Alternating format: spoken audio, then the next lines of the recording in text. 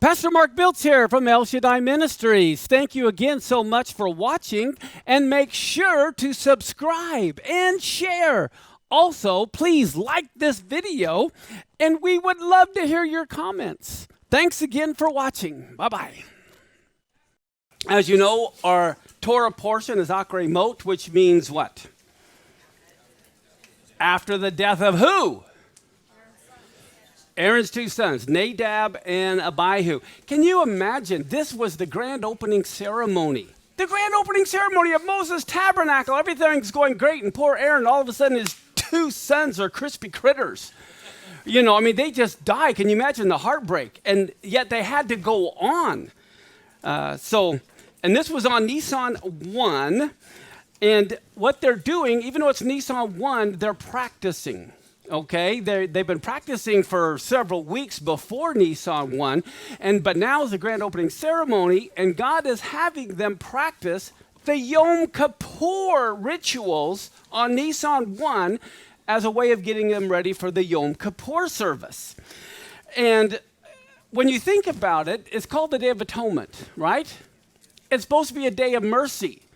And here, Nadab and Abihu go before the mercy seat, and they die. What is this? How come it's a mercy seat? Well, how come they died? Something to think about. So we see in Leviticus 16, verse 1, all of Leviticus is about finding forgiveness. It's about how do we draw near to God without dying. And that comes to us because we know Nadab and Abihu drew near, and they died. And so, even as Christians, we understand in Hebrews we can now draw near, but that doesn't mean to draw near stupidly. Okay, so let's look at Leviticus 16:1. Now the Lord is speaking to Moses after the death of the two sons of Aaron when they drew near before the Lord, and they died. Okay, well, what had happened was Aaron's sons had brought incense, wanting to draw near to God, so what's wrong with that? What's wrong with them wanting to draw near to God and bringing incense? Well, when we look at the book of Hebrews, chapter 10, verse 31, it says, it is a fearful thing to fall into the hands of the living God. It's a fearful thing to fall into the hands. When we think of God's hands holding us, that's a good thing, but also it's a fearful thing. And that doesn't mean necessarily to be afraid. That's not that kind of fear per se. It's more, wow, it's an awesome type of fear. Look at Hebrews chapter 4, verse 14 through 16. We know Yeshua is our great high priest, and he's literally passed through the heavens. Yeshua, the Son of God.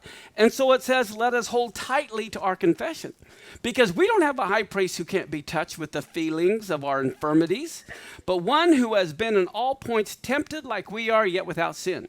And then it says, let us therefore draw near with what?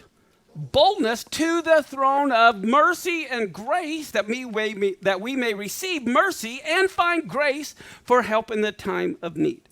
Okay, so that means we can come near boldly, but we can't treat his presence as common. If you want to go scuba diving, if you don't have on oxygen when you go down, you're going to die.